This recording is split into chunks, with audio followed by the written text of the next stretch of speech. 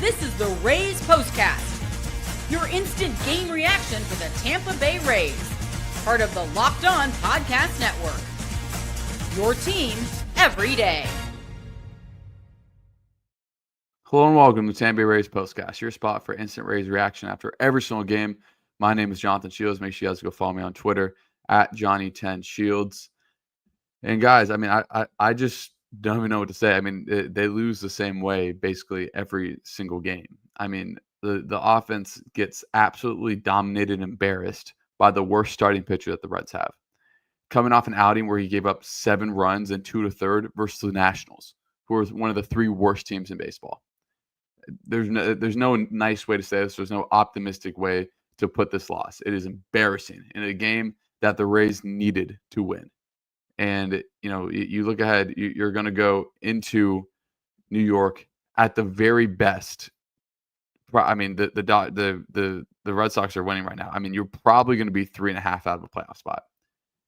And, you know, you don't really give the front office much hope. I mean, it's been, you know, embarrassing to put it frank. But, you know, we're going to talk about the offense. We're going to talk about Shane Baz, and, you know, we're going to talk about how I'm not really sure what else there is to say. It's been rinse and repeat for the past 3 weeks, and we're going to talk about is this what this Rays team is? Because, you know, people love to overreact, just like people love to overreact, or overreact when they're bad and overreact in a good way when they're good. And there's going to be people saying, oh, this is what the Rays were all along. I mean, not necessarily. I mean, the Rays were the best team in baseball in June, and now they're the worst team in baseball in July. Like, they're not the worst team in baseball. They're not the best team either. Where's the middle ground? It's something that the Rays haven't found this season. And it's something that is frustrating also. But, you know, you guys got to kind of weed through all the anger and all the stuff you're going to see on Twitter and the comments or all that stuff. But because it's, you know, this Rays team isn't the worst team in baseball like they've shown this month. So, you know, what is this Rays team is something we're going to talk a lot about. But first, we have to talk about the most polarizing topic of this entire series, which was the offense. This is what you'll be talking about. The Rays offense in the biggest game of the season. Yandy Diaz, Jonathan Aranda, Junior Caminero, Josh Lowe, Jake Mangum. A combined, you don't just have to be combined. They didn't get a hit. A lot of their at-bats weren't competitive. And, you know, I sent out a tweet. I said, you know, here we go. Top of the 9th. Biggest half inning the Rays have had in a very long time. You have your 3 best hitters up. Let's see what the Rays can do. The answer was absolutely nothing.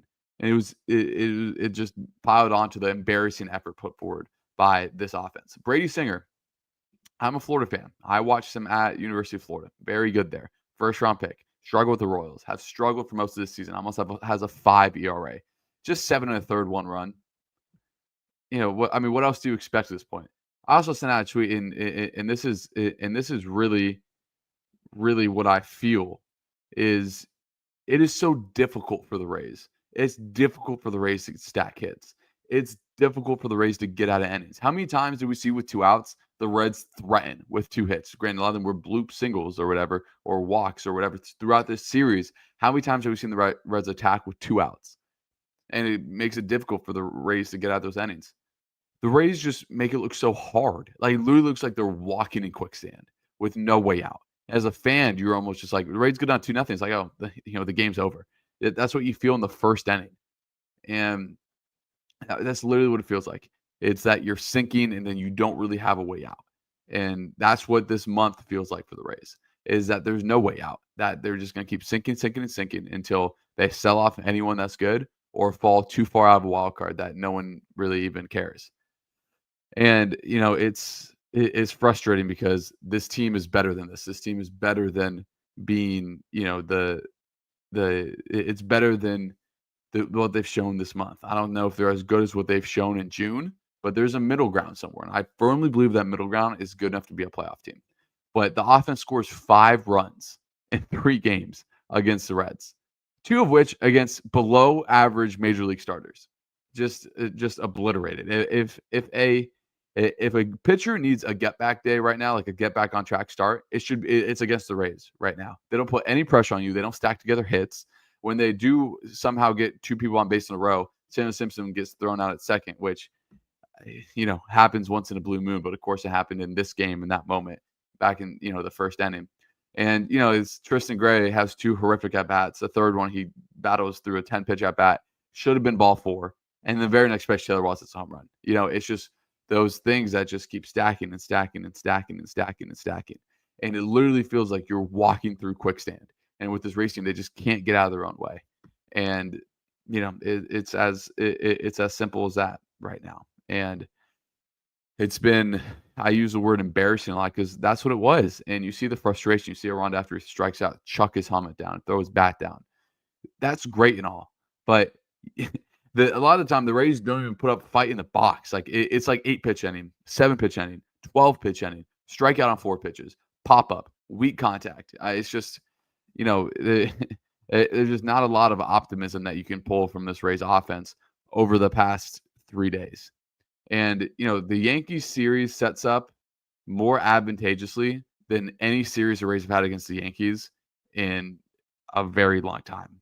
When you look at the exit velocity for the Rays today, they're out of the 1, 2, 3, 4, 5, 6, 7, 8, 9 top exit velocities.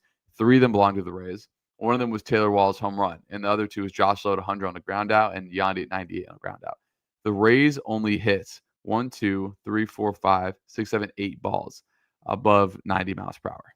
And one of them and only 2 of them resulted in hits. It's as simple as that. They're not getting good contact on the ball, and they're just getting ran through by mediocre pitchers. And it's been very, very frustrating to watch. But we're going to talk about Shane Baz and how I was actually impressed with him. And we're going to talk about, is this what this Rays team is even more today? And, a little bit of how the bullpen, especially Mason Montgomery, man, looks really, really good right after this. This episode is brought to you by Monarch Money. Ever wish managing your money felt easier? With Monarch Money, it can. Whether you're growing your savings or planning a big purchase, Monarch puts you in the driver's seat. It's like having your own personal CFO, giving you full visibility and control over your finances. Monarch Money is more than a budgeting app. It's a complete financial command center. You can track all your accounts, investments, and spending in one place. So in addition to managing your money, you're also building wealth. The best part about Monarch for me, it takes out or he puts in a specific category like take out subscriptions and stuff that you think that you're spending, that it thinks you're spending too much money on, how you can put that money in other opportunities. Take control of your finance with Monarch Money. Use code LOCKEDONMLB at monarchmoney.com for 50% off your first year. That's monarchmoney.com, code LOCKEDONMLB for half off your first year. This episode is also brought to you by Game Day Hue. Today's episode is brought to you by Game Day Hue, and so is this hat that I'm wearing for the Rays. Fans like me and for you guys, this one is perfect. Game Day Hue makes a clean, no logo gear with team-inspired colorways for every pro and college fan base. It's about letting your colors speak for you. No giant logos, just smart, versatile hats that work on game day, on the course, or anywhere in between. For example, I wore this hat. I went on the boat this morning with my family, wore this hat. It was perfect. It was breathable. Didn't feel like it was too heavy, and it felt with, I think it reached 100 today in Tampa. Whatever breeze was out there got through the hat, because you guys can see how breathable it is. And again, it's not just the hats. They also have golf clubs. So again, if you guys are into golf, I know Florida, you can golf year round, not like some other places. It's the perfect site for you. Right now, you can get 15% off when you use code MLB15 at GameDayHue.com. That's GameDayHue.com. The code even stacks on bundle deals, so now's the time to load up. Let your colors talk, because colors speak louder than words. That's GameDayHue.com, code MLB15.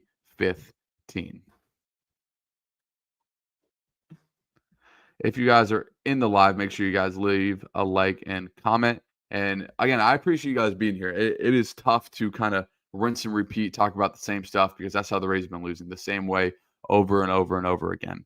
And, I appreciate all you guys for sticking through here and still having pretty good live crowds every single episode. So again, you guys comment what you guys feel down below. Let's talk about Shane Baz, because outside that first inning, I was really impressed with Shane Baz. And, BA said something on the broadcast that was I agreed with. It's you tell the kind of person Shane Baz is in that 5th inning when he's running on fumes and he just paints 99 on the corner.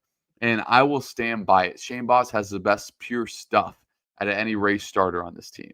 I think the way he can elevate his fastball and get into triple digits, his knuckle curve being disgusting, the changeup utilizing it like he can, and obviously that cutter that he's used, and just the nonchalant delivery that he throws with. I mean, that's just to me that I think his power and stuff is just super, super good.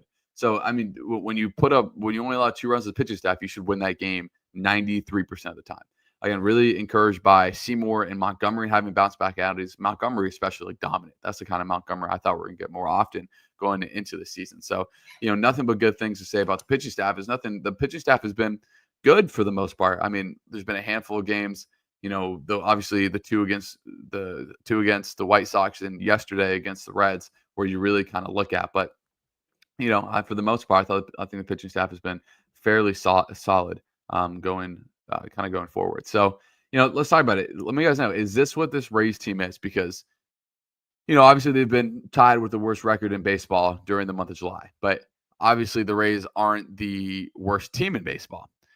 And they're not the best team in baseball like they were in June. So where is that middle ground, and when are they going to hit that middle ground is the $1 million question. There's 55 games left. The Rays just had a bad month. The Rays can turn around and have a good last 2 months and make the playoffs. Like yes, if the Red Sox win today and they're up right now, then the Rays are going to be 3.5 out of a playoff spot.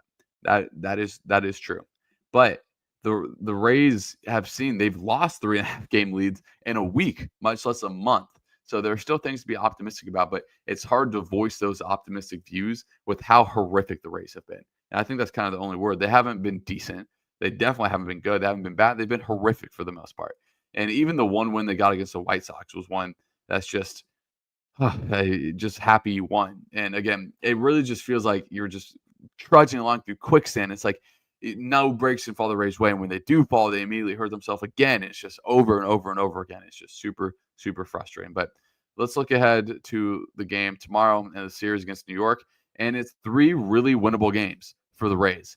They avoid Carlos Rodon. They see 3 righties that, 2 of which they've had success against him previously. And then you face, Max Fried, who's obviously one of the best pitchers in the American League.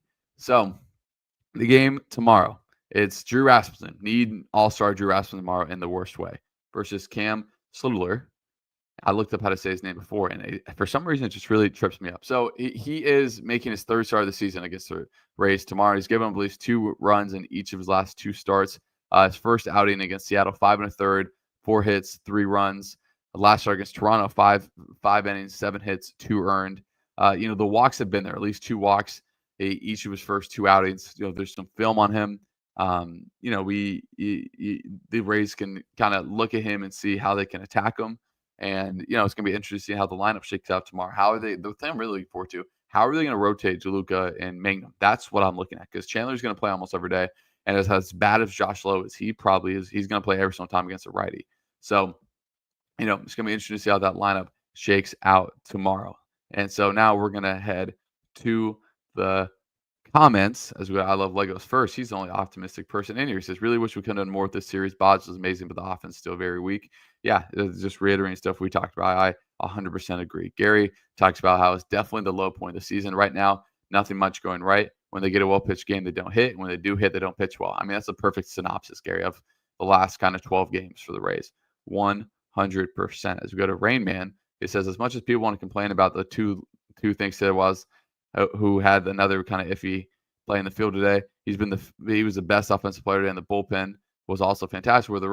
Where this offense has been less than average most of the season than not. I don't know about most of the season, but definitely this month. The offense wasn't as good as they were in July, but they're also not as bad as they are now. Again, they're somewhere in the middle, and you don't win a lot of playoff games with a mediocre offense. So it is definitely tough. If we go to the Skyler, might be a first time caller. He goes, I don't know if you can call this, could call this a trap series, Jonathan, but that's what I've seen. I don't think it's a trap series because the Reds were the same exact team that the Rays were, just in the National League. Same record coming into the series, kind of same position in the wild card, and they outplayed the Rays for the most part. This next comment I vehemently disagree with, and this is kind of overreacting. And Craig, I don't want to call you out, but this is kind of overreacting that you're going to see a lot of times. It's like he says this team has quit, managers quit, Cash never stands up for his players when the screws them over, sell them all. So, I mean, I'm not going to question too much a 2-time manager of the year, not going to want to go out there and get ejected. Like, yes, the umpire was horrific for a lot of the day, but the manager has not quit. Cash has not quit. The players are still playing hard for the most part. It's just not producing right now. I wonder what the energy is going to be if the Rays go, they play 25 games next month. If they start next month, 13-7, for example, like you just never really know. So, it's definitely not an effort thing. Like, the effort is not fantastic, but it's not like the guys are out there trying to lose. Yes, they're demoralized. They're just like us. They want us to win. They want to win more than we want them to win. So that's always stuff to kind of keep in mind. As we go to Gary again, he says the Rays are still in the wild card chase, but the cushion they've lost is now gone. And they're chasing a lot of teams, and some of the Gary's right. But now Cleveland, Kansas City, and Texas. Texas already passed them. Cleveland, if they win today, will tie the Rays, and Kansas City is still a few games back. So yeah, I mean, it's just more clustered than it was before. As we go to Rayman again, he says unless they win a bunch of games, not supposed to now realize they're in trouble this season, and it's a fire sale. But I hope they just realize they're only 70-something win team. Again, I don't agree with that. The Rays won 80-some games last year. I think this team's better than last year, not by a ton, but better. And that's why I'm so hesitant to trade pieces like, Brandon Lauer, Yandy, because I think the Rays could be even better next year. So, it's going to be really interesting to see what's going to happen there. As we go to Gary, says, do you think there's a possibility we see Carson Williams in Tampa this season? I do not, unless they bring him up as a September call-up. Is good as Teal. It says 55 games left, plenty of ball, just been a tough stretch. I agree. Hopefully they can kind of bounce back from this. And, again, they're probably going to be 3.5 back going into the game tomorrow from a playoff spot. But, again, you take 3 out of 4 against the Yankees. You come back, you play the Dodgers. That's brutal. And then you go on the 2-week stretch out west. So, it's a tough time for the Rays to struggle, and a point of the schedule I thought was advantageous for them.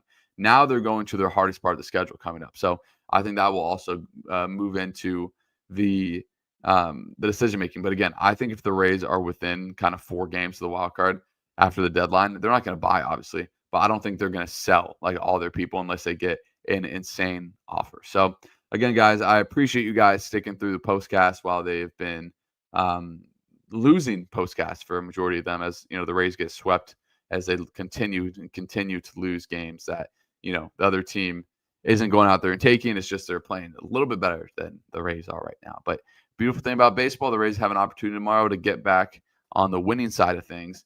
And with that, moods change very quickly. You go have a good series in New York, and you just kind of see what happens from there. So I appreciate all you guys for joining out. We'll see you guys tomorrow night.